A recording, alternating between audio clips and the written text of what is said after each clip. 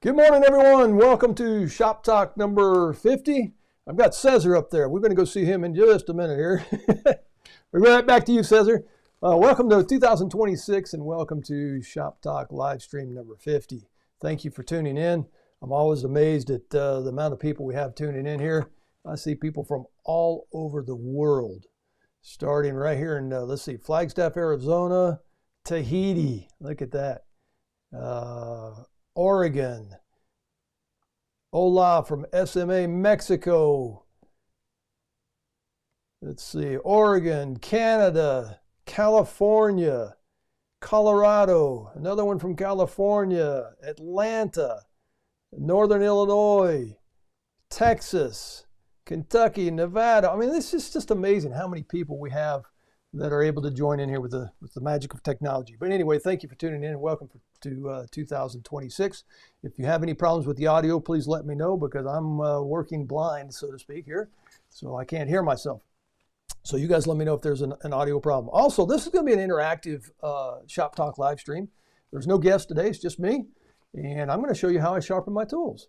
So if you have any questions about that or anything, nothing off limits today. Let's go ahead and start the year off right. No holds barred. And if you want to ask any questions, now's the time. Thank you to Jim Deeming for that wonderful intro music, the theme music there. Jim's a wonderful fingerstyle Chet Atkins kind of player, thumb picker right here in Colorado. Occasionally I have him down here in the shop and we do some house concerts. Thank you to the sponsors. From the Luther Academy. I always like to go over to the iPad and let's dial up the Luther Academy website. If you click on the upper right-hand corner, click on sponsors, then you'll see all the sponsors here at the Luther Academy, and they help keep the lights on. Acoustic Coffee, Skyscraper Guitars, they're making my neck angle jig, Glue Boost, Pacific Rim Tone Woods, Total Vice, StewMac, Elevate Luther, Royal Lac, and Gen 1 Luther Supply. Those folks help keep the lights on here at O'Brien Guitars, and they help our lives as luthiers become a lot easier. So let's keep them in business. If you want to participate in the drawing, and we're going to go down and see Cesar here in just a second. If you want to participate in the drawing, then you have to click in the link in the chat box. I've printed it or pinned it up there.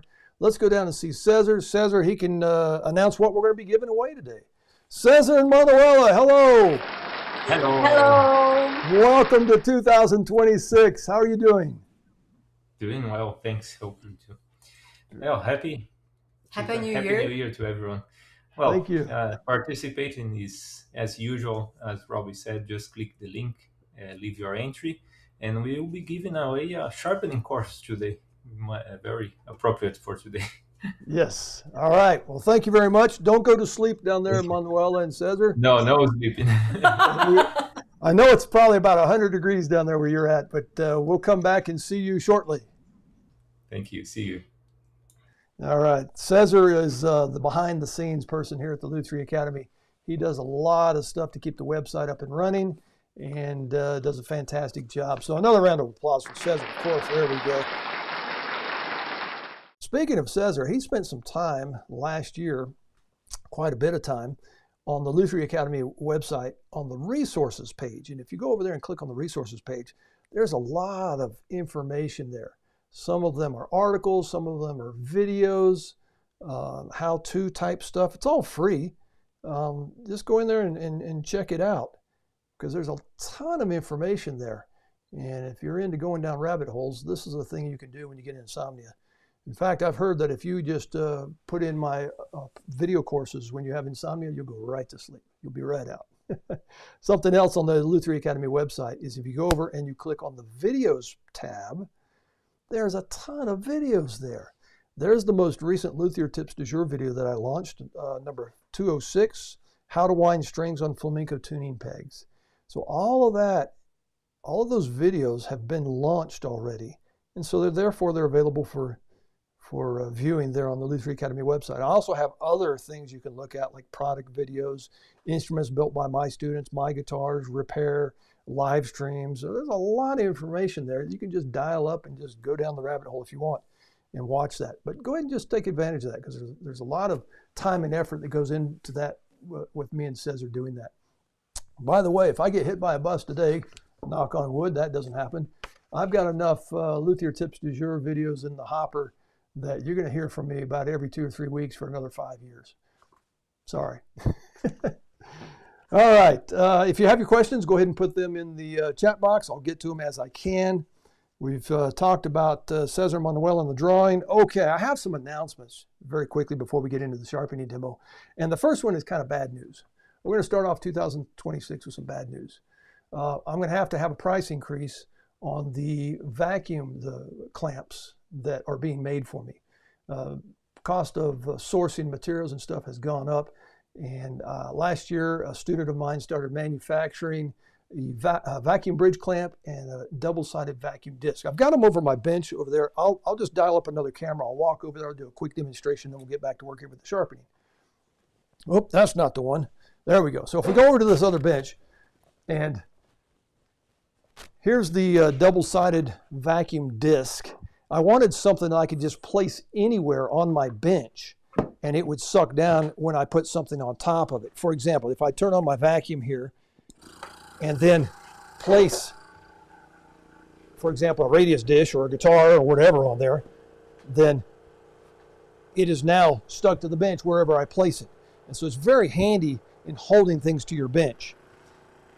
I also have a vacuum bridge clamp. Let me just show that here. With a clear membrane, which makes it very easy to see what's going on. Just place your bridge on your guitar, and then the pressure is applied with the membrane. So there you go. And unfortunately, we're going to have a price increase on those. So if you want one, now's the time to get one, and I would recommend doing that, of course. So if you go out to www.cariko.com, and I've put that in the video description. So you can go ahead and get that at the regular price before we have to do the price increase. More announcements. The tools are sharpened. Most of them. I've still got a few more to go, and I'm going to demonstrate now. All of the machines in the shop have been cleaned and lubed and belts changed and saw blades sharpened and changed. And we're going to hit the ground running here. I have 19 students that are scheduled to come build guitars with me this year. It's down from my normal 23 to 25 students I do, and the reason why is because I'm starting to slow down.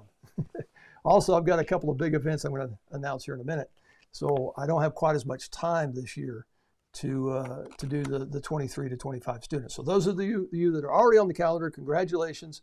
Those that want to get on the calendar, I'm already accepting reservations for 2027.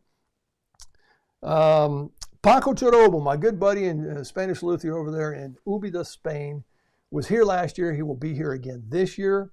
We will be doing a 2-day rosette making class followed by an 8-day flamenco guitar building course. And that was a very popular course last year. If you're interested, contact me. Space is very, very limited for those. We do almost one-on-one type attention here with Paco and I and the students.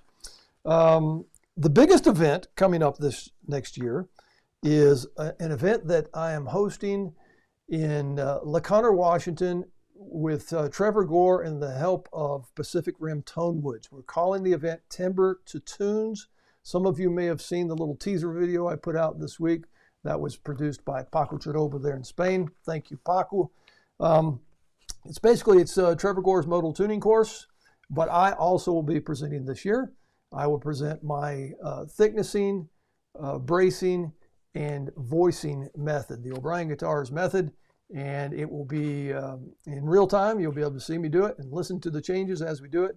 We're also going to be having a facility tour there at Pacific Rim Tone Woods, where you'll see Dr. David Olson talk about the sonically testing process. He's going to show everything, how they do it. We're going to see a log come into the facility and go out the other end as a soundboard prepared and ready to go. We're going to have catered lunches, coffees, snacks, concerts with wine. I mean, it's going to be a big deal. So if you're interested in that, it's going to be in LaConner, Washington, August 3rd to August 7th. And if you're interested, go ahead and contact me. Let's see, what else do we have here? I think that about covers it. Let me just check the chat box here real quick, see if we have any questions coming up. Let's see, how to sharpen the safety planer without grinding wheel. You showed in one of your previous videos. Now, that brings up a question. You're probably talking about the original Wagner safety planer. I used that for a number of years, and it worked great out of the box for about 10 sets of thicknessing back and sides. And then you would have to sharpen it about every other set. And he would send you a little grinding wheel. You put it in your drill press and grind the little teeth and put them back on. And it's just a pain. These days I'm using a different tool. In fact, since you mentioned it, I'll go ahead and grab it. Give me just a second. I'll be right back. I'll walk over here to the other side of the shop.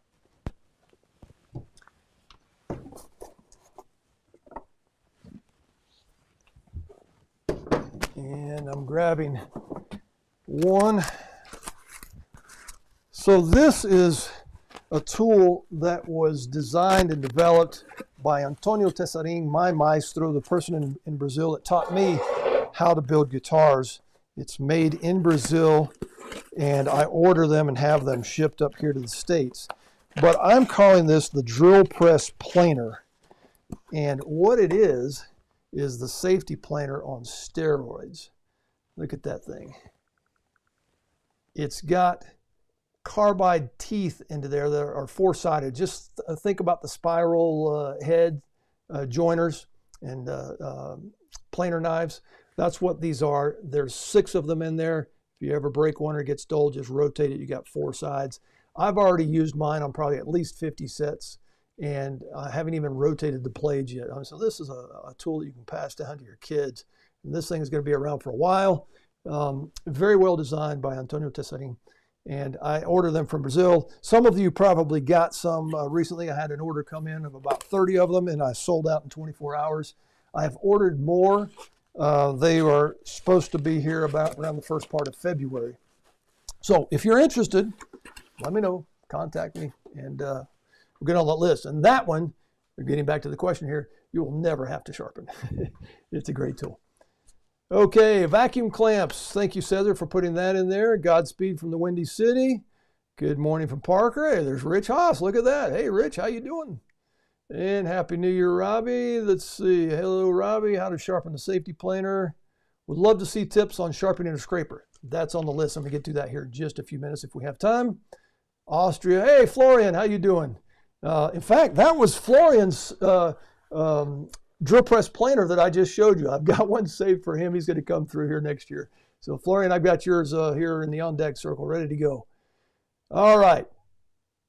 Very good. All right, let's go ahead and get into some sharpening. Sharpening can be very, very hard. It can also be very, very easy. And if you're ever using a tool, a hand tool, and you have veins popping out of your forehead or sweat rolling down, something's wrong. It generally has to do either with operator error. Now, I know that would never happen to you guys, but it could happen to a friend of yours. So if you ever have, veins popping out and sweat rolling down, check your procedure, your technique, or check your sharpening and your setup. I really enjoy working with hand tools. It should be a very therapeutic, satisfying experience. So let's talk about the sharpening aspect of it. I'm going to turn on another camera here I've got right beside my bench, and we're going to talk about sharpening. Here we go. And I'm going to try and check occasionally back here at the chat box and see if we need to monitor anything. All right, so here we go. What I use is Norton Waterstones. And you don't have to have, the high dollar stones, although I've got the Shaptons and all the, ceramics and all that kind of stuff, but you don't have to have that stuff. What I usually do is just wait for the Norton Waterstones to go on sale, and you can get a combination stone. For example, this one is 1,000 on one side and 320 on the other, and I've almost worn through the 320 side. This one was a combination 4,000, 8,000. I've worn through the 4,000 side, but I'm still using the 8,000 side. Here's one that's not a combination. This is just a 4,000. It is solid. So if you're gonna buy the set, and you can buy the set, I recommend getting the 320 and the 1,000 that are not combination, because you're gonna go through those a lot. Those are the heavy lifters. And then if you want to get the 4,000 and the 8,000 in a combination, you can. If you want to get diamond stones, you can get diamond stones. Here's diamonds on a plate. These are by DMT, and you can also get the this type that's mounted on the plastic.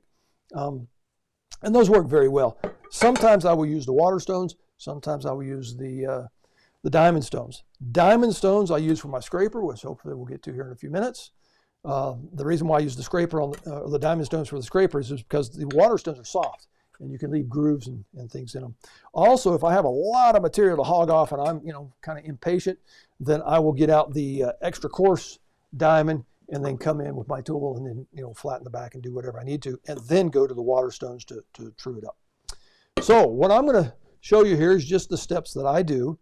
Recently I received in the mail a gift from StuMac, their chisel set, and these are probably the best bang for the buck on the market, these StuMac chisels.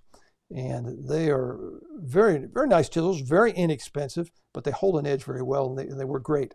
And if you drop one on the shop floor and ding it, it's not a big deal. It's not like my high-dollar Lee Nielsen ones that I'm going to go have a good cry in the corner. These, and I'm not too worried about because of the price on them, but they're fantastic chisels. So once you've figured out the stones that you're going to use and how you want to sharpen, then the next thing to do is start sharpening. And you'll notice on the back of the chisel here, that's where we're going to start. Notice that one's a mirror finish. I worked on that one yesterday, but I'm going to grab a brand new one here. How about this one here? This looks like about an inch wide chisel. And when you get them, you don't want to use them right out of the box. They're not quite ready to go. You can see a bunch of lap marks or grinding marks from the factory. And so you want to hone this and make sure it's nice and sharp. And so what you do is start step one. Here we go. Write this down if you need to. Step one, flatten the back. Now, technically, all you need is just a little bit of the back flat. And then you go and you work on the primary bevel and the secondary bevel. But the back needs to be flat. Now, as a matter of principle, on my high-dollar chisels, this is, for example, a Lee Nielsen with custom Cocobolo handles. I like to go ahead and flatten the back all the way up into here and then polish up their mirror finish. It's just a badge of honor. And therefore, I don't use these chisels very often because they're so nicely honed up. It's just kind of like something to look at. But my other chisels, my Stanleys and these StuMacs, you want to start by doing the back. And unless you want to be here for a long time, just do a little bit here.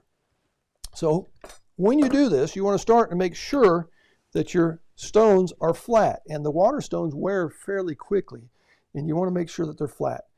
You don't have to soak the stones. All you have to do is just get them wet. In the past, the Japanese stones, we'd leave them in water all the time. The Norton stones, you don't have to do that. It will not hurt them to leave them in water, but you don't need to.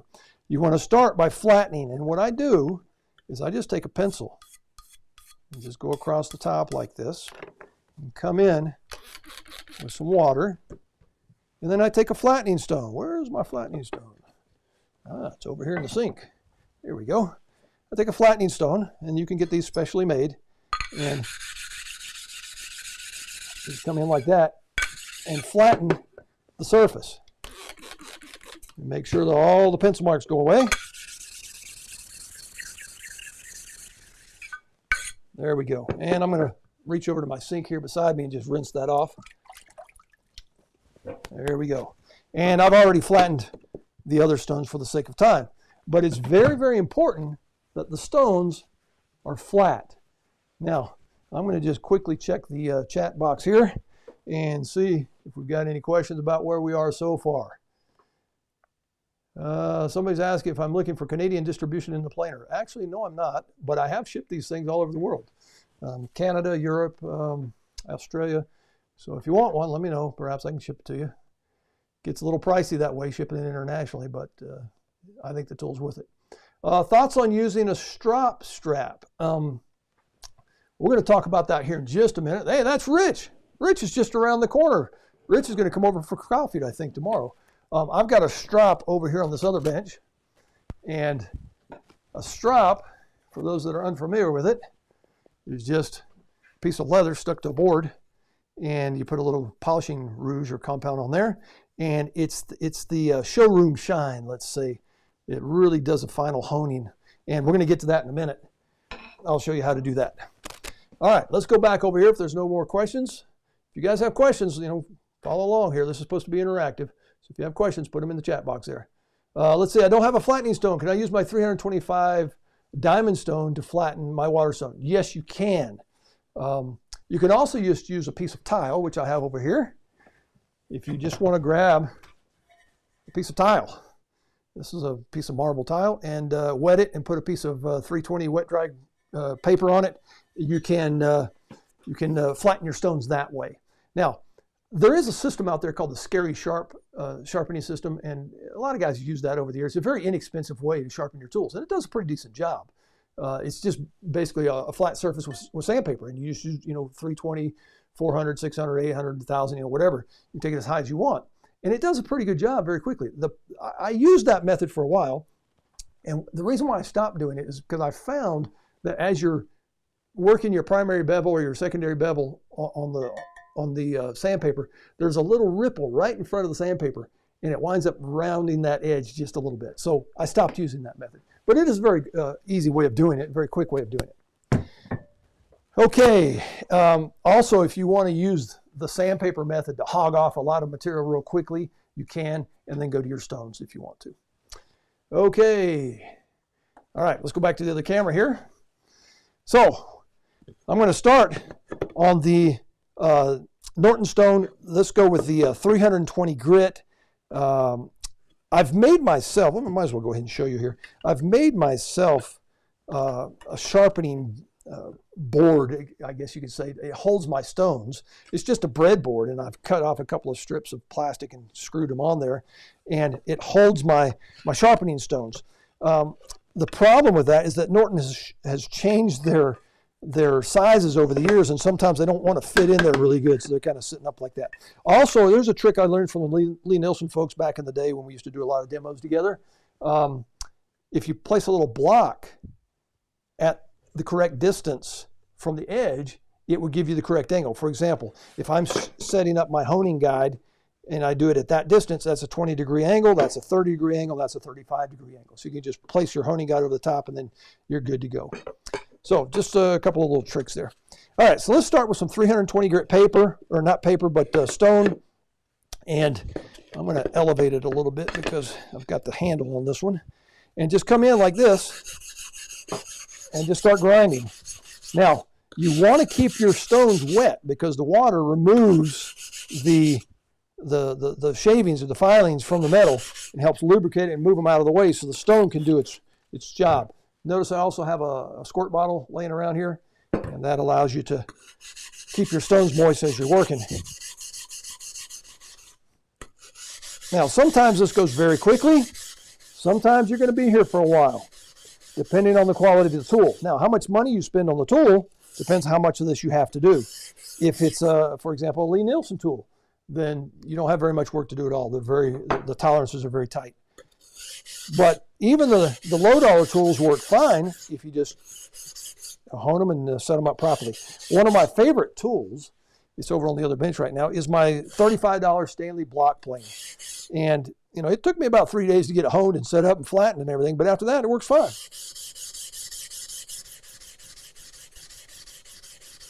I like to change directions frequently. You can also come in from the end of the stone like this. I also like to turn the stone around so we get a little better wear on it. And then let's just check our progress here. And I'm just going to, for the sake of time, just work the edge right here, the very, very tip of it.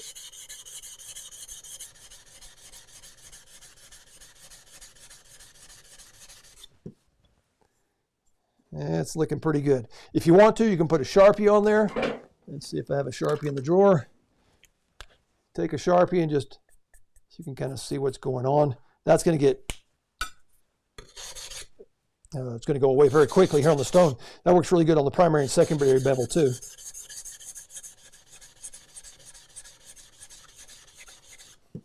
All right. And so what I see now is uniform scratches, but it's flat in that area right there. So now I'm just going to work it up through the grits. Here we go. First one was 320, this one's 1,000. And I'm just working the very tip there. Now, some guys have learned a technique called a back bevel. And what that does is after you get it flat, you put a slight bevel on the back side. So it's kind of like the front side. Once you get the bevel established, unless you drop it, all you have to do is just fine tune it. You never have to work that, the whole area again, just the small bevel. And some people will place like a ruler under here and run it on there and, put a couple of degrees on it. But I make everything flat. It's looking better. Now I do spend quite a bit of time on the initial sharpening, on the initial setup. I think it's very important to get your tools honed and set up properly right out of the box. And then I do just what I call maintenance sharpening. And I can sharpen the main tools that I need for my classes, which are a block plane, a 1-inch wide chisel, a spoke shave, a scraper, and a little miniature Lee Nielsen violin maker's plane. I can do those in about 15 minutes with the maintenance sharpening. It's the initial sharpening that takes so much time.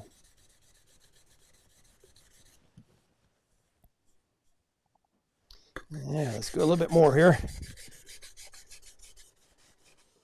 How do you sharpen curved braced chisels? You're talking something like, let's see here. I've got one here. Let's see, where is it? Gouges is what you're talking about. I've got a couple in here. I just can't seem to find them right now. Those are a little different story. You don't want to flatten the back, obviously. There we go. Here's a gouge. So rather than flattening the back, I come in and I roll it like this. And so in essence, you're putting a back bevel on it. And then hone the top with a shaped conical type thing with some jeweler's rouge. So that's how you would do a conically shaped or a gouge. All right, back to where we're going here. Let's put a little moisture on there. How's everybody doing? You okay? Don't go to sleep on me now. This is like watching paint dry or watching a tennis match.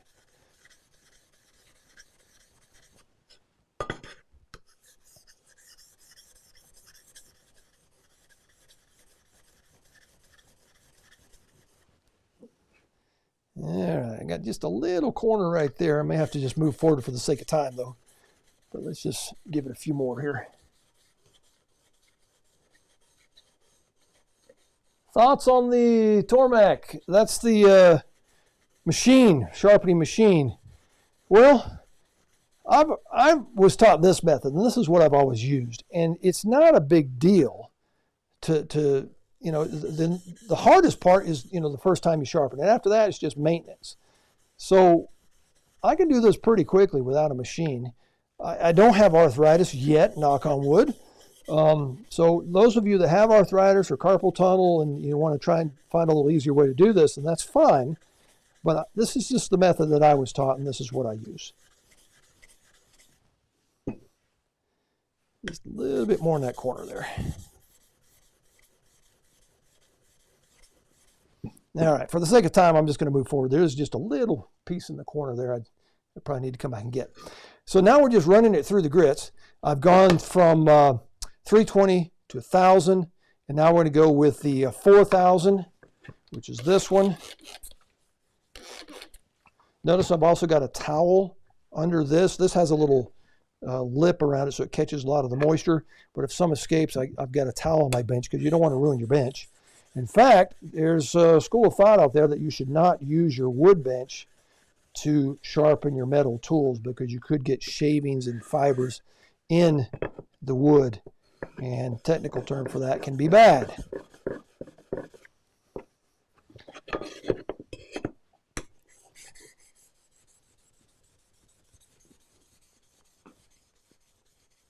You ever use a bit of liquid soap in your water bottle? You can. This, I do not have it. I don't have any soap in there, but the idea is to help break a little bit of the surface tension and allow the, instead of hydroplaning, you're actually getting down onto the stone. That's the idea of the soap. But this one doesn't have any soap in it.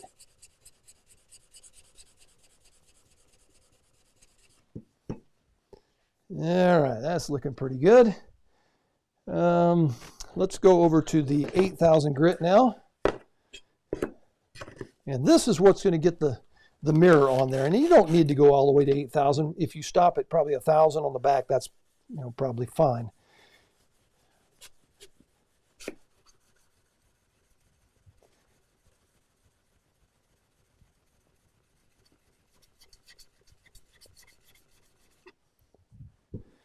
And now we're starting to get a little bit of shine out of there, as you can see.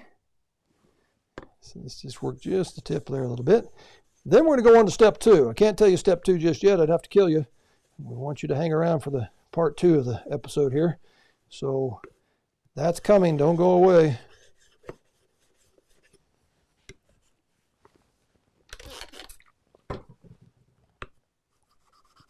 If you want to do circular motions, a lot of people will do that. Come in here like that. That works as well.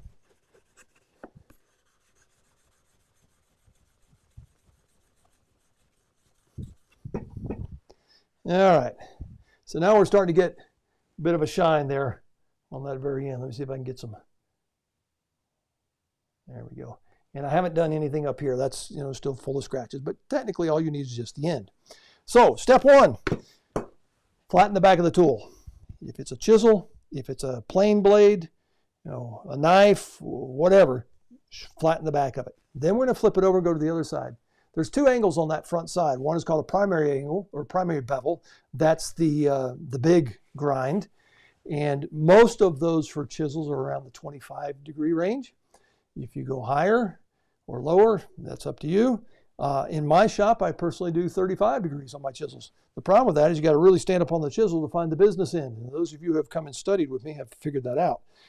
25 degree is a little lower angle to find the business end. But I'd put 35 in my shop here. These are getting 25 because that's what they came in as, and that's what I'm using. So we want to establish the primary bevel, which is 25 degrees. And this has already been established. It has a 25-degree angle on it. However, it's all full of grinding marks and stuff. And when I do the secondary bevel, that would take care of that. But just as a matter of principle, I go ahead and hit that primary bevel a little bit. Now, you can do it by hand if you want to. What I was taught is use honing guides. And so I'm going to use the Veritas MK2 honing guide. This is a little older version of it, but it's got little marks and colors on there to establish different angles and things. So I'm just going to slide it on here. This is a guide that's going to help me establish the correct distance out from the back side to get the angle. And let's say we want to go at 25, not 35. So let's just move that down there. There we go, 25. And then I roll it over and I put my chisel in the back side. Let's open this up a little bit. Good. And then that establishes the correct amount exposed to give me the 25-degree angle. It also helps keep it square to the tool. I'm going to slide this over just a little bit. There we go. And then once you've got it square and the correct amount exposed, then you come in and just tighten these little knobs here. Good. All right. And then you remove this part. Now, before I get to grinding here, I'm going to quickly take a look at the chat box. Let's see what we got here. Make sure we get everybody's questions. Small tip, the Tormac accessories are compatible with some of the unbranded wheel sandpaper. Good deal. Do you ever use a bit of liquid soap? We answered that one. Greetings from Papa in California. So you can buy a cheaper wheel sharpener and after the accessories like the one for the gouges, for example. Yes, you can do that. I was going to call you just now. Forgot about this. Glad I didn't disturb you. I don't know who that is, but glad they didn't call. Anyway, let's see. Did I miss any questions up there? I love watching tennis. Good. I think he means a swan neck shaped chisel. Oh, swan neck. Yes. Those are hard to use in the honing guides. So you just have to do it by hand. It doesn't take very much work. How do you sharpen curved? We've answered that one. Happy New Year, guys. Great. Good morning from Alex in Spokane, Pensacola. Hey, there's Michael. How you doing, Michael? Okay, good. Let's move forward. So what we're going to do now is establish the primary bevel, which is the big bevel. It's already been established. I just want to clean it up a little bit. And I'm going to go all the way back to the 320 grit here, I'm going to put a little bit of moisture on there, and here we go. Oh, also, the Veritas has this little dial here, and this screw is embedded in this roller here at a different, it's not exactly centered. So if I roll this, it gives me about a 1 or 2 degree bigger bevel.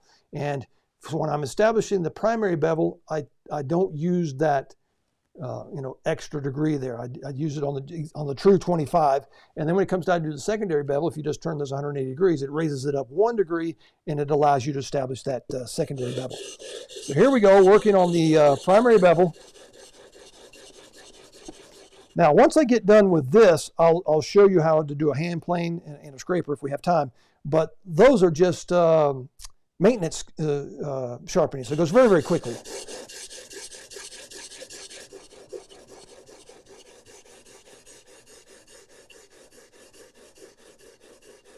How do you use the stop blocks on your stone holder with your sharpening guide that holds your chisel or plane iron?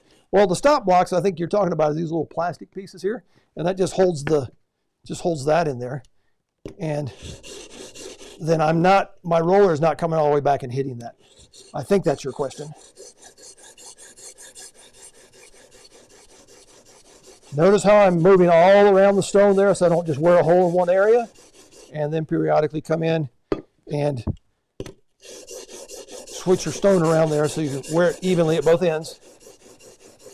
This is 320 grit again. Let's take a quick look. Look at that. And I'm about halfway into that primary bevel.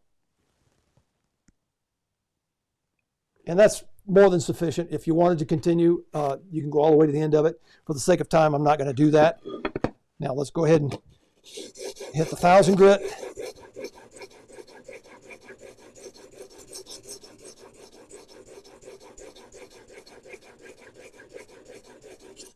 And then move your stone around.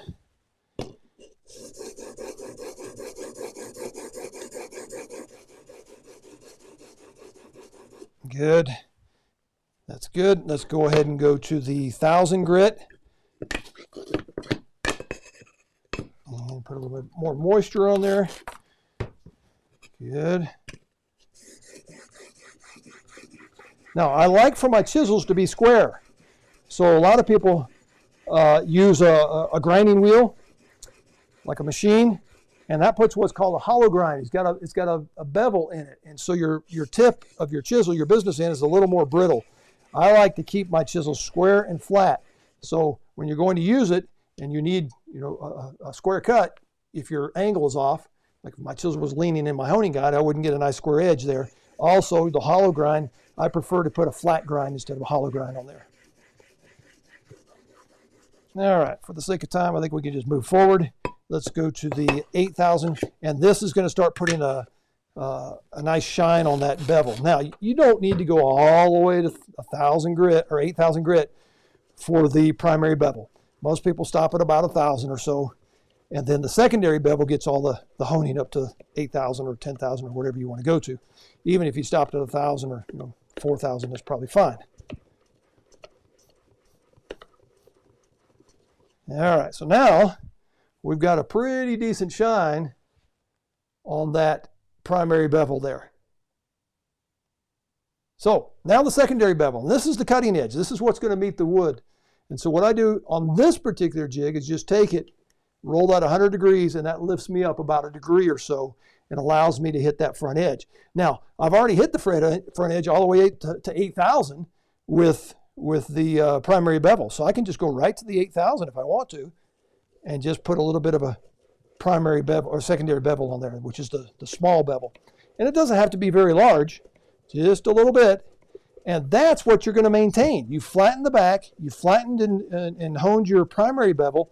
So the only other work you need to do from here on out, if you don't drop your chisel, is work on that primary, or the secondary bevel. I always get those things mixed up. Primary is the big one, secondary is the small one. Tell you what, I'm going to back it up to the 4000 because it's going to take a little bit longer on the 8000. So let's just do a few passes here with the 4000.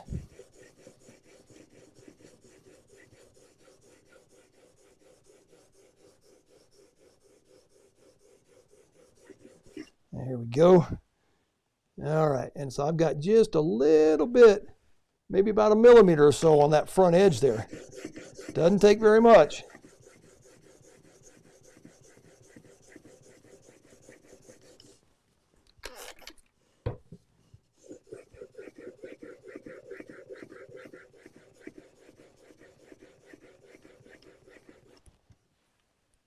All right, I've got about 1 millimeter or so on that front edge. Now I'll take it back up to the 8,000.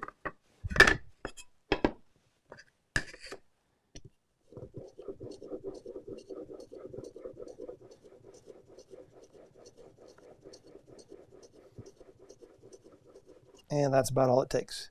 So now we got a nice primary bevel and a secondary bevel is ready to go. However, there's a little metal burr on there. If you work this side and work this side, then that metal burr, you can feel it, you can actually see it. You want to get rid of that so you get this a nice point. So a sharpened tool is when two surfaces come together. And right now I've got a little metal burr flapping around there. So that's where the strop comes into play. So now we take it out of the tool and I'm going to get the strop out. Let's see, I'm going to go set it up. Give me just a second to go set up my other camera there so you can see the strop. Just a second here. Don't go anywhere, boys and girls. All right, I'm going to show you how to use a strop. Setting up the camera. Good. All right, so as long as I'm back here at the computer, let me just check for questions real quick, then I can show you how to strop it.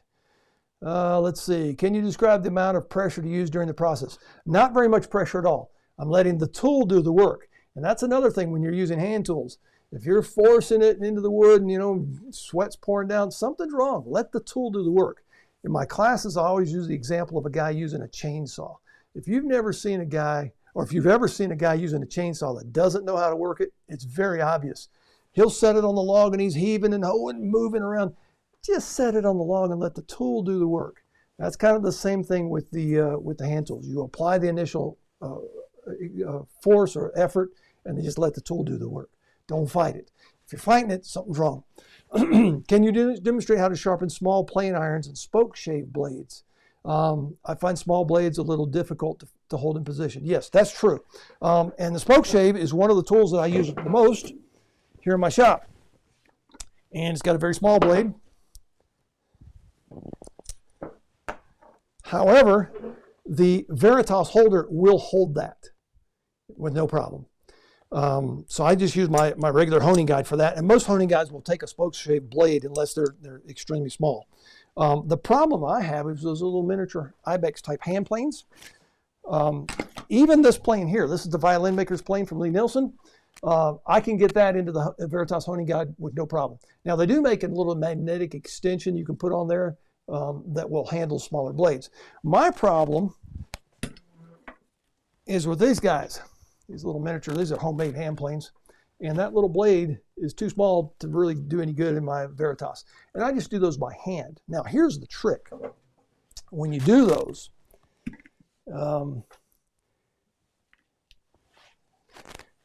let's see, how can I show this? Oh, I'll just go back to the other camera here. When you do that, let's just pretend that this is this chisel is one of those little miniature blades. Rather than going this way, because it's going to roll around on you, come in sideways, establish your angle, and do it this way. And that way, it's pretty easy to do it by hand. Even your chisels, if you just establish your angle and then do it this way, it's pretty easy to just do it by hand. You don't need a honing guide at all. All right, I hope that answered the question. I've seen where some people soak their water stones in water each time before using them. Thoughts about that? Yeah, I think I already mentioned that. You don't need to. Not with the Norton water stones. You can just spritz them, and you don't have to soak them. If they're old Japanese type stones or they're Arkansas stones, then yeah, you can soak them and it won't hurt them. It won't hurt the Nortons to soak them, but it's not necessary. Let's see. Can you describe the amount of pressure? We've done that. Can you demonstrate how to sharpen a small plane? We talked about that. Soaking. Good morning, Maestro. How often do you sharpen the bit that you use to route the headstock on the drill press? Jose Morales, how you doing, sir? Down there in Texas. he's taken my class here before, and what he's talking about, and I show this in my online courses and my in-house courses, is this little tool here. This is just drill bit stock. And this one happens to be carbide, but I used high-speed steel for a number of years. This is about an 8mm diameter, and you see it's got a 45-degree angle on there. And I put that in my drill press and use that as a pattern cutting bit around the template to cut out the classical guitar headstock. I was taught by Antonio Tessarin down in Brazil to just touch this on a grinding wheel. And about every guitar or two, you just touch it on there. I prefer to hone mine. And this thing is round, so it doesn't like to fit into my honing guide very well. So I'll use the traditional type honing guide that has a wheel, and you clamp it from the sides that holds the chisel. It's got grooves cut in it, and put that in there. But every time I put it in there, I can never get it perfect. So I always have to do the whole thing to get it flat again. And I'll hone it up to 8,000 grit. But you can use sandpaper on granite. You can use a grinding wheel. You can use the honing guide method like I do. But that's a fantastic way of cutting out headstocks without getting hurt with a router. So thanks for that question, Jose. That was a great question. Okay, let's see. Where are we going here? Are you concerned about the slurry from one grit contaminating the finer grit? I wipe it off on the towel here. I mean, you saw me do that, between passes. I just wipe it off on the towel and move forward. But no, I'm not too concerned about it. You do need to remove the grit, obviously, if you get, or the slurry if you get too much on there. Let's see. All right. Do you sharpen your bandsaw blades yourself, or you send them to a specialized sharpener? I buy disposable bandsaw blades. Not worth the time to sharpen them. However, I do have some carbide tip blades that are high dollar, and I don't do enough resawing these days to really worry too much about having to resharpen. I just buy a new one, or I send them to Laguna and have Laguna sharpen them for me. There's also some local places here that will sharpen them. How do you use stop blocks? We already talked about that. Okay, I think we're good. I think we have, let's see, Robbie, how about sharpening the Ibex curved blades? That's the same thing as doing the gouges. If you want to just come in sideways and roll it sideways, you can. However, I have a luthier tips du jour video done with João Casillas in Brazil quite a few years ago. That he has this specialized jig with a bolt comes through it, and he has a washer and a nut on either side, and he clamps the blade to that. And the carriage bolt is rounded on one side, so it allows you to move around and adapt to that angle. Go check out the Luthier Tips du Jour video on that. We don't have time to talk about that here today. Okay, so let's go to stropping. I'm going to go back over to my other camera. Here we go. Nope, not that camera. This camera. I'll be over there in just a second. All right, so what I do is I just take my honing, what do you call this thing? A strop, not a honer, a strop. And it's got just a flat piece of wood with leather glued to it, and just come in and I'm putting rouge on it. This is just a polishing compound, jeweler's compound. And I've dropped mine and it's all in a whole bunch of little pieces now. It broke. And if I grab the chisel, I start by working the back. And just come in here and just place it flat and just drop it like this. Let me see if I can get you a little closer shot of that too. There we go. So just come in like this. And you'll see very quickly that this thing is starting to get a mirror on there. See if we can get it in focus. See the mirror on the very end there? There we go. That's the only part I worked on. This is still full of scratches up here, but the end is nice and mirrored. And if you're ever doing mitered purfling lines, you've seen the trick of you look in the mirror and you can see the purfling lines and the 45-degree angle or 90-degree angle. Then that's why you want to polish the back of your chisels. Now the front edge, it's a little more difficult because you've got just a primary bevel there, and you want to be very careful that you don't round that over. I'm going to open up the shot here a little bit more so you can see what I'm talking about. If you just place this on here, find the primary bevel. That's pretty easy to find. That's a big flat 25-degree area, but you want to hit the secondary bevel. And if you find that secondary bevel and just pull, your tendency of your hands is to kind of pull it like this, and you wind up rounding it. So what I do is I find the primary bevel, then get the secondary bevel, establish the angle, and then I just step back away from the bench. So find it, step back away from the bench. Just take a step back from the bench. That way your hands are staying stationary. And I don't do very many passes, just a few. And you can see on that front edge, there's about 1 millimeter or so of very polished edge. And I don't feel that little piece of metal fiber there that was there from honing earlier, or from sharpening earlier. There we go. All right, so there's a chisel ready to go. Now, if I wasn't demonstrating this, we would probably have that done in about, maybe 10 or 15 minutes, depending on how, how well it became ground from the factory. Rouge is messy. Try dental supply houses for cleaner polishing compounds. Oh, there you go. Okay. I learned something new. All right. Somebody asked about a scraper. Somebody asked about a plane. I'll tell you what, since I've still got my Norton Waterstones out, let me just show you quickly how to do a plane blade. And this is just maintenance. I don't have to flatten the back and establish the angles or anything. It's already been done. So let me just get the plane out. This is Lee Nelson number 5 jack plane. You start by just taking your cap off, like so, removing the blade. This one happens to have a chip breaker on it. And take a picture of it or something. Remember how you got this thing taken apart, because you want to put it back together the same way. You'll notice that the bevel on this tool is down. And that's the difference between a block plane and a bench plane. A block plane, the bevel is up. You look at all your block planes, bevels are going up.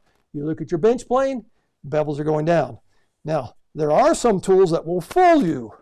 For example, this one here is the Lee Nelson, I don't know, I think they call it the 62, I think.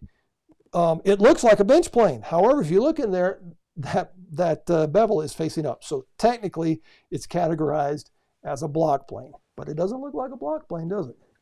There you go. There's your trivia for the day. Okay. So take your chip breaker off. Very carefully remove it so you don't damage the tip. Now, I've already flattened the back on this. I've already established the primary bevel. I'm just going to sharpen it again, tune it up. And what I like to do is just put a little Sharpie on that front edge like that. And you can see very quickly if you're square when you're grinding it and how far you've come into it. All right, so take my Veritas honing guide, place this on here.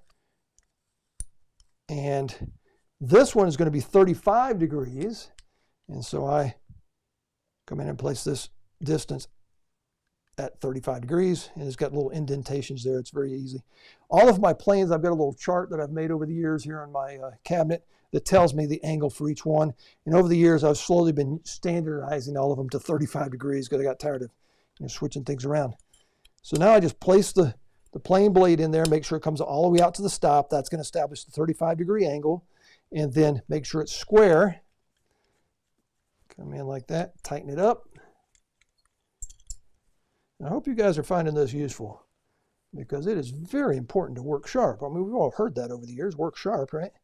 But it is really important, and it makes your life easier. Now, since this is just maintenance, what I'm going to do is just start with the 4000 grit. And I've already got it swiveled here, so I'm working just on the secondary bevel there, just that last degree or two. And I'm going to come in, this is a nice wide blade. So come in here like so. And because I put those Sharpie marks on there, I can tell very, very quickly how far I've done. All right, here we go. Now you can see, I can see, I don't know if you can, I've gotten this side, but this side over here, there's still a little bit of Sharpie left on that edge right there. And so I'm going to hit it just a little bit more. That probably means I've got my blade in there just a little bit crooked. Now, when you use a nice wide plane blade like this, like a jack plane or a smoother or something, and you're thicknessing the top, for example, you'll see ridges just outside your plane blade. Here's how you get rid of those. Once you've just kind of cleaned up that primary or that secondary bevel there, what I'm going to do is apply just a little bit of pressure right here on this side. and give it just about 10 or 15 passes on that side. And then I'm going to do the same thing on the other side, just lean just a little bit on that left side of the blade. And so what I'm doing is basically putting a bevel, very slight bevel, on the front edge of that blade. And now I've come all the way across the blade, and I've got a bit of a bevel on the front edge. So now I'm just going to go up to the 8,000 grit. There we go. And once again, hit it flat. And then lean on the edge just a little bit. Right side. And then a little bit on the left side. Good. Now, see how quickly that was? That took me, what, 5 minutes? That's it. Now we got a nice, sharp front edge on there on the business end. Now we got to put the tool back together. When you're putting the tool back together, you don't want to damage the tool or the blade. You don't want to hit the sides of the plane. So what you do is take your chip breaker, put it back on there. I like to get within about 1 millimeter or so of the business end. And then I come in with my screwdriver. And as you do it, it likes to kind of off center. So for my final pass, I'll come in like this, press it down flat. Now, for you guys that live in high humidity environments, I don't. I live in Colorado. But for you guys that live in high humidity environments, you're going to want to put a little oil on your blade when you get done, so that you don't get rust on it. I've got that, so it's not quite centered. I'm going to try that again. All right, just a little bit back from that front edge. Good. Okay.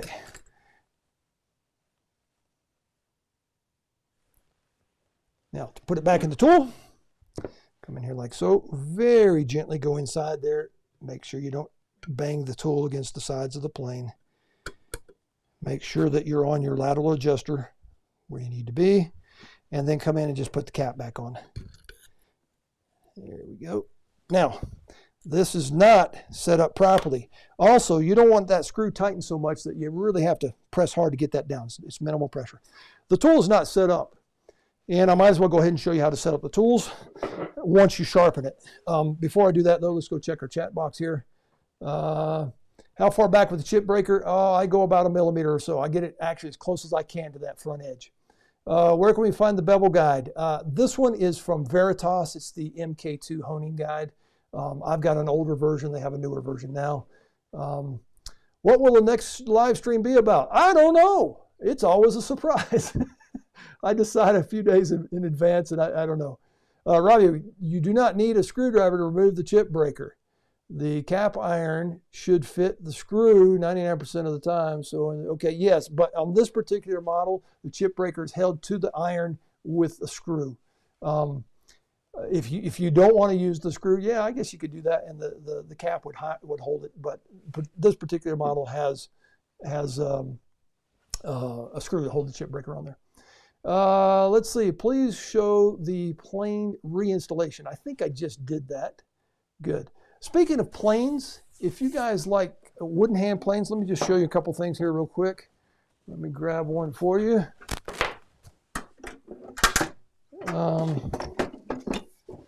Let's see here.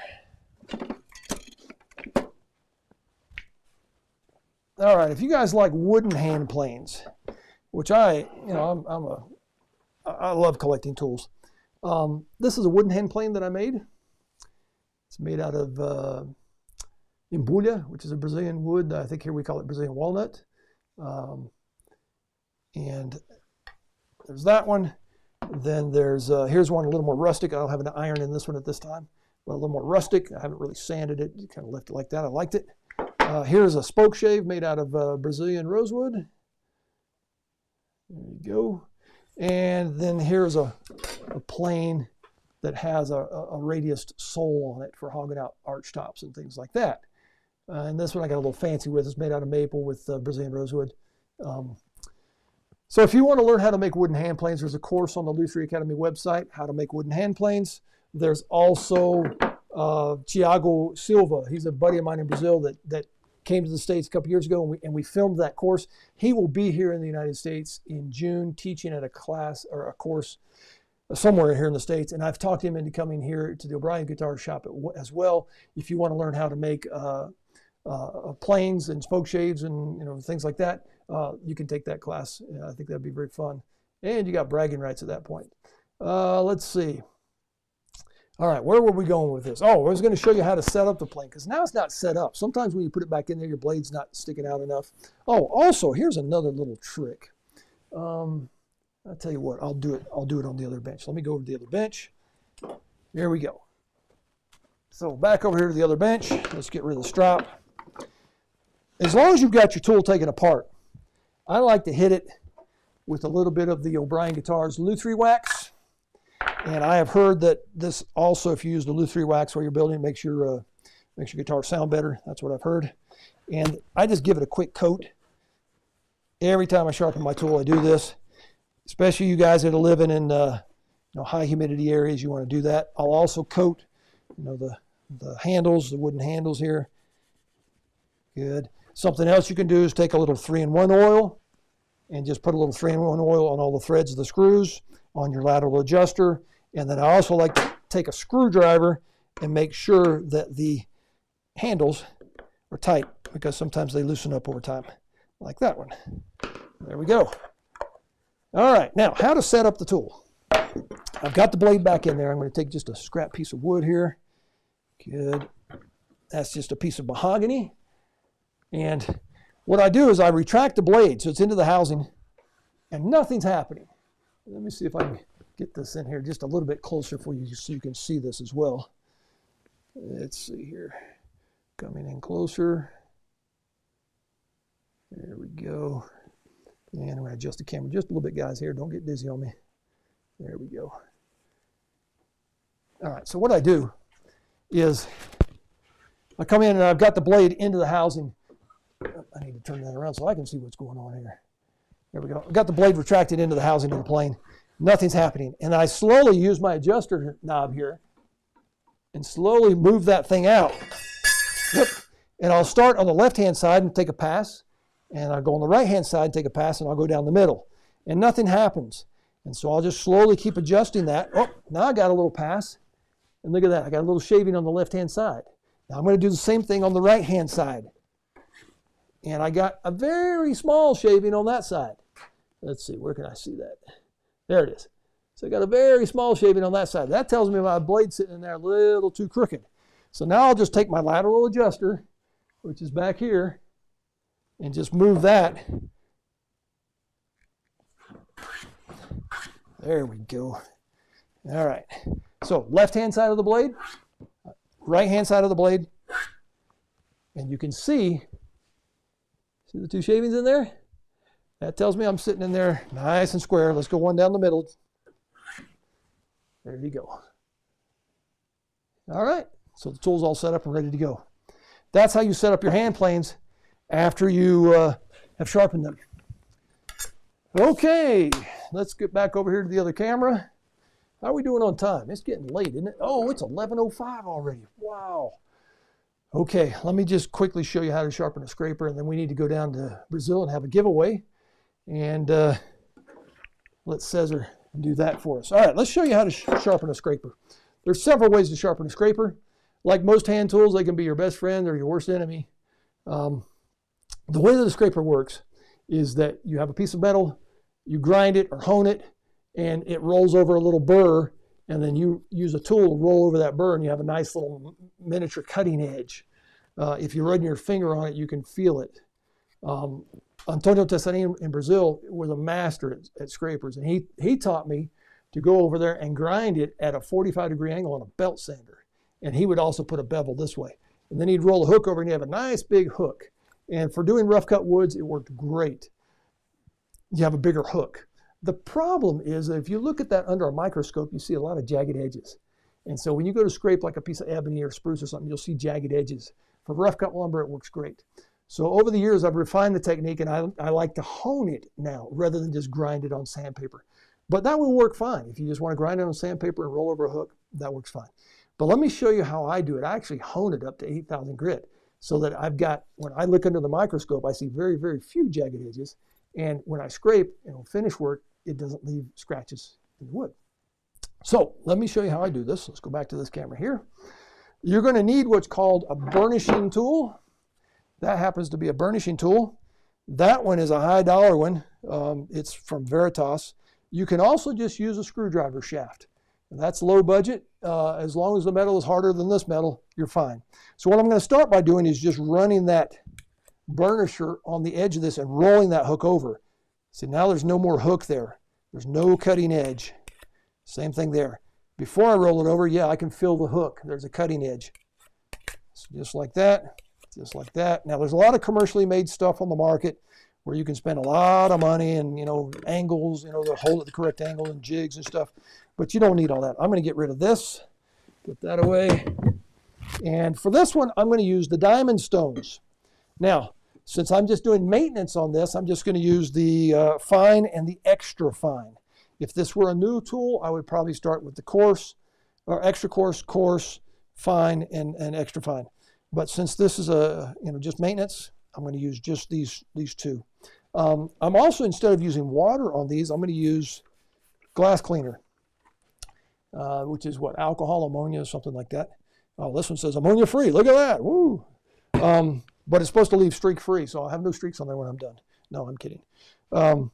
So the water on the diamond stones, which are metal, will rust them, especially if you live in a high humidity environment. I live in Colorado, so I'm very fortunate that I don't have any rust here. But what I'll do is I'll start with the fine one. I'll just rub it a little bit on the side. I'll flip it over. I'll do the other side. Do the other side. And then I come in 90 degrees to the stone and just rub it up and down the stone like this. Notice I'm going around the stone so I don't just wear one area. I'll go over to the other edge the same way. Now, some people round the edges like that if they want to. You can even sharpen this side, so you have a little miniature scraper this way if you want to. Then I'll rinse and repeat with the fine. Hit the side there a little bit, the other side, flip it over, and then this way. Good. And then 90 degrees. Now pay attention to what you're doing. You don't want to be rolling around like this. Keep it square. Good. And then this. If you want to roll the edges over like that, you can. It's not necessary. Okay, that's all it takes. Then I dry this off, and I'm going to have to go over to my other bench, put it in a vise to roll that hook over with the burnisher. So let's go over to the other bench again. Here we go. All right. So before I roll the hook over, if there's any hook at all there, I like to flatten it down. So just come in like this. Just make sure that flatten the hook back down. Good. Now, some people like to wear gloves. I have several scars on my fingers here, and catching an edge as you're trying to do this, and you will bleed like a stuck pig. So if you want to wear gloves, you can. So what I do is just clamp it in a vise now. And then I come in with my burnisher at 90-degree angle. And just hit it about 10, 12 times. There we go. Then I roll it at about a 5-degree angle. See how I tip this way about 5 degrees? And do about 10 or 12 times. And then roll it this way about 5 degrees.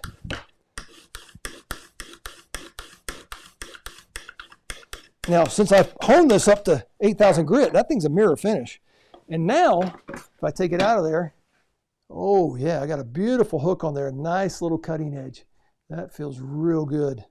Makes me warm and fuzzy all over. Boy, I can hardly wait to get to work with that. That now is ready to go to work. When you use the scraper, you have to find that angle that you put on there. And when you're honing it, if you go more than 5 degrees, instead of pushing it, you're now like this and you're trying to pull it and your finger's in the way and it's not very comfortable to work with. But find that hook, in my case it's right about there, and then I flex it so I'm only kind of working about that part. There you go. And I've got a nice cutting edge there. There it is. All right. So that's how I sharpen my scrapers. All right, let's get back to any more questions. Any thoughts about the ruler trick that Lee Nielsen seems to promote for plain blades to establish a micro bevel? Yes, I talked about that earlier. That's a back bevel. If you want to do that, you can. You'll go through a few rulers over the years, but you can. And in other words, you're putting a secondary bevel on both sides. And so when it comes time to maintenance, and rather than flatten the whole back, you're just sharpening just a millimeter or two on both sides. So yeah, you can do that. Excellent workshop. Thank you. I appreciate that. Veritas makes a narrow blade head adaptable to the honing guide used in today's video. It holds chisel square on the honing guide better than the clamp that comes on the MK2. Yeah, I've got the MK2, which is the older model. I know they've done some upgrading since there. Friendly reminder to leave your entry. Thank you, Cesar. Yeah, we're getting ready to go to the drawing. That angle is what I'm missing. Thanks. Great. All right, glad you enjoyed that. Let's see. Any more questions? I want to get to everybody's here. Cesar has put a link to the wooden hand plane making course at the Lutherie Academy. Very good. Okay, fantastic. Now, I said this was going to be Q&A, and we've done a lot of questions. Are there any questions real quick? I'll let you put those in the chat box. Let's go down to Cesar. We'll do a quick drawing. But if you have any questions about anything related to sharpening or not, doesn't matter. What's my favorite spaghetti sauce or whatever. We can do that. But let's go down to see Cesar down there in Brazil. Here we come, Cesar. Cesar and Manuela, they're still awake. They're not asleep. Yay. How many people do we have, Cesar? We have quite a bit of participants, 73 participants. 73, all right. And what are we giving away again? And the sharpening course. Sharpening course. All right, here we go. Take it away, Manuela.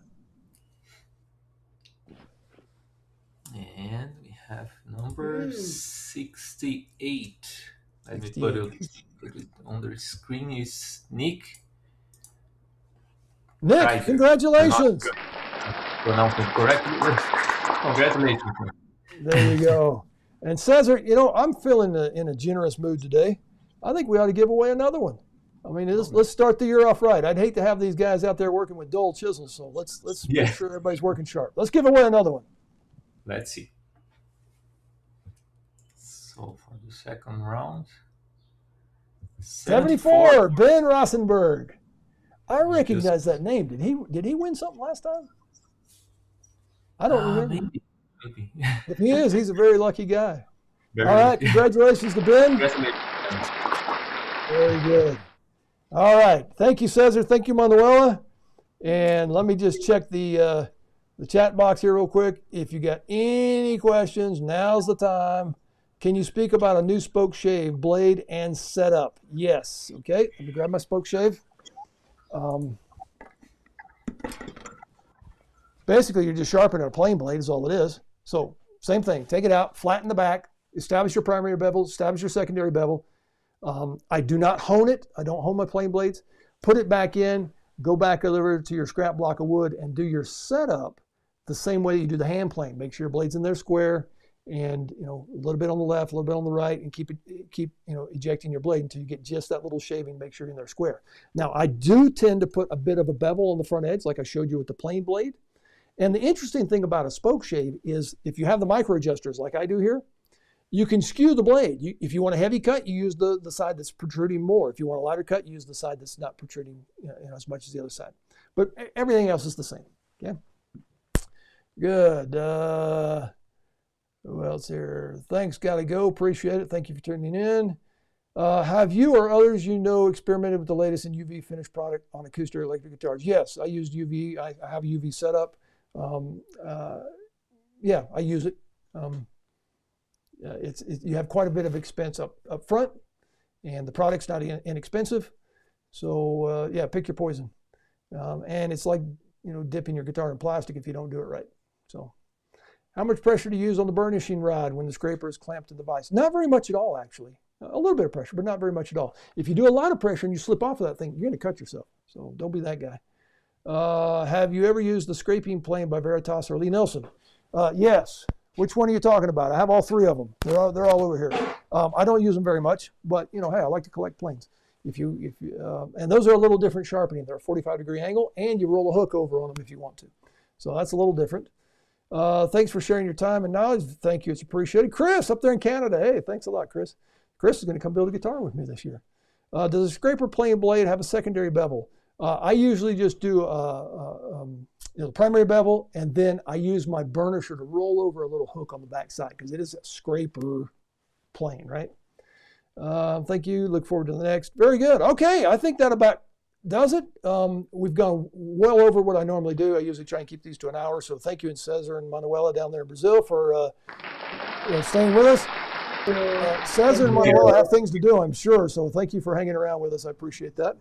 And thank you, everybody, for tuning in. Thank you for all you do for Luther Academy. I'm very grateful for all the people that come and study with me and purchase my courses. And I hope you found this information useful. If you have any questions, email me. I'll be happy to answer them. Until then, over and out. Thanks, folks.